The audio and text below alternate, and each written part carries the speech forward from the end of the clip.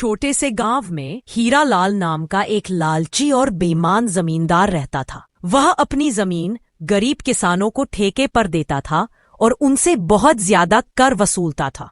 हीरालाल बहुत ही ज्यादा लालची था। गरीब किसानों को बहला फुसलाकर पहले ठेके पर काम करवाता और बाद में किसानों से ही शर्त रख देता। हीरालाल अक्सर कहता था, इन गरीब किसानों की भी क्या जिंदगी है, बस 2 वक्त की रोटी के लिए दिन भर काम करते रहते हैं और बाद में 2 वक्त की रोटी के लिए तरसते रहते हैं। और हमें देखो, हम बस इन्हें आदेश देते हैं और समय आने पर सारी फसल हमारे गोदामों में भर जाती है और ये किसान हमारे आगे जी हुजूरी करते रहते हैं। शंकर नाम का एक गरीब किसान अपने छोटे से खेत में कड़ी मेहनत करता था। उसके पास ज्यादा जमीन नहीं थी, लेकिन उसका सपना था कि वह अपनी मेहनत से कुछ अच्छा कर सके। एक दिन शंकर ने हीरालाल से अपनी जमीन ठेके पर लेने की बात की। हीरालाल ने उसकी बात मानी, लेकिन शर्त रख दी कि वह केवल आधी फसल ही रखेगा, बाकी आधा हीरालाल को देना होगा। शंकर ने शर्त मान ली और हीरालाल जी, मुझे आपकी शर्त मंजूर है। मैं पूरी मेहनत से काम करूंगा और उम्मीद है कि इस बार अच्छा मुनाफा होगा। ठीक है शंकर, तुम्हारी मेहनत का कुछ असर हो ही जाएगा, लेकिन ध्यान रखना आधी फसल मुझे ही देनी होगी। शंकर ने दिन रात मेहनत की, फसल उगाई, खेतों की अच्छे से देखभाल की और उम्मीद की कि इस बार वह अच्छा मुनाफा कमा पाएगा। कुछ महीनों बाद उसकी फसल तैयार हो गई। वह खुशी खुशी अपनी फसल की कटाई करने लगा। अगर इस बार फसल अच्छी हुई तो मैं हीरालाल की शर्त पूरी कर सकूंगा और साथ ही अपने परिवार के लिए कुछ अच्छा कर पाऊंगा। जब शंकर अपनी फसल की कटाई कर चुका था, हीरालाल ने शंकर की फसल को देखा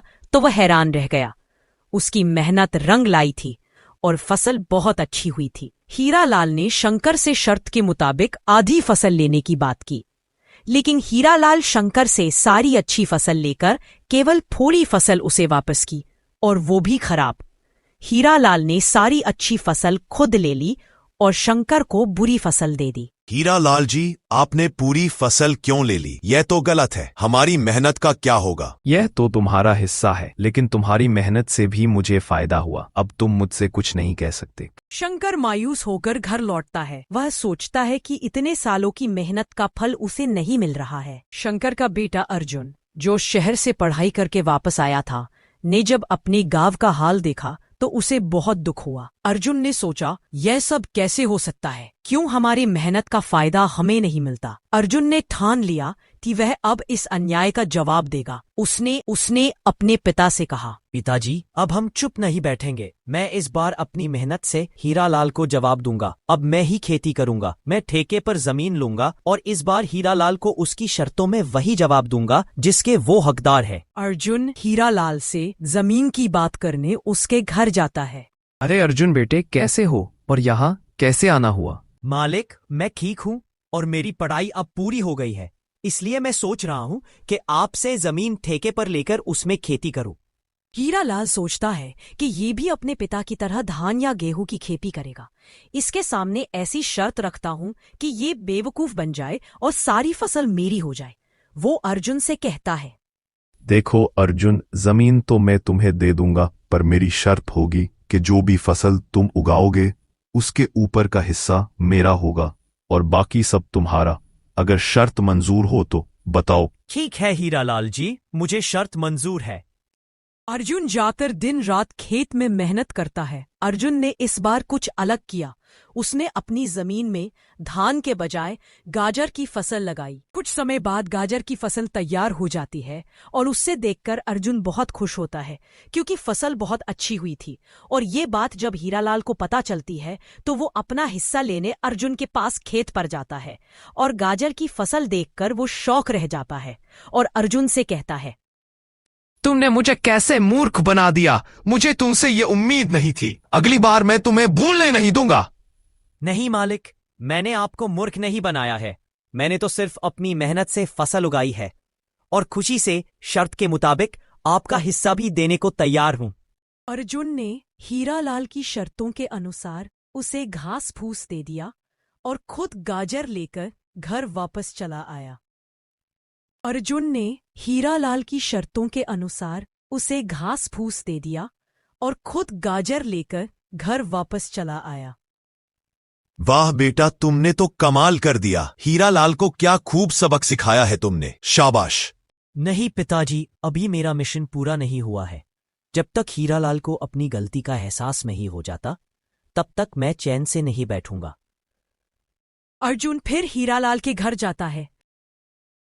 हमारे साथ इतना बड़ा धोखा करके तुम फिर से यहाँ क्या करने आए हो अर्जुन? माफ करना मालिक, मैंने आपसे कोई धोखा नहीं किया और मैं यहाँ आपकी जमीन फिर से ठेके पर लेना चाहता हूँ।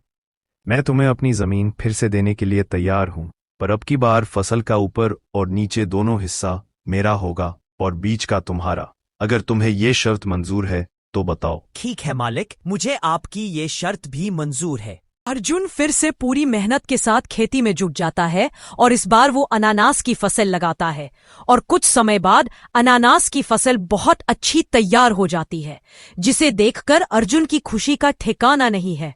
और जब हीरालाल को पता चलता है तो वो अपना हिस्सा लेने खेत पर पहुंच जाता है और फसल को देखकर चौंक जाता है। अर्जुन बेटा, तुम सही थे। तुम्हारी मेहनत और समझदारी ने मुझे मेरी गलती समझा दी। आज मैं तुम पे गुस्सा नहीं करूंगा। आज तक मैंने जैसा दूसरों के साथ किया है वही मेरे साथ हुआ है, और आज के बाद मैं अपनी जमीन से किसानों का शोषण नहीं करूंगा। मालिक, मैं भी आपको बस आपकी गलती का एहसास कराना चाहता था। अब सब ठीक हो जाएगा। किसानों का हक उन्हीं को मिलेगा और कोई किसी की मेहनत का फायदा नहीं उठाएगा। अर्जुन की चालाकी और मेहनत ने अंततः हीरालाल को उसकी ही शर्तों में हरवा दिया। अर्जुन ने अपनी पूरी मेहनत से फसल उगाई और हीरालाल को उसकी लालच का अच्छा सबक सिखाया।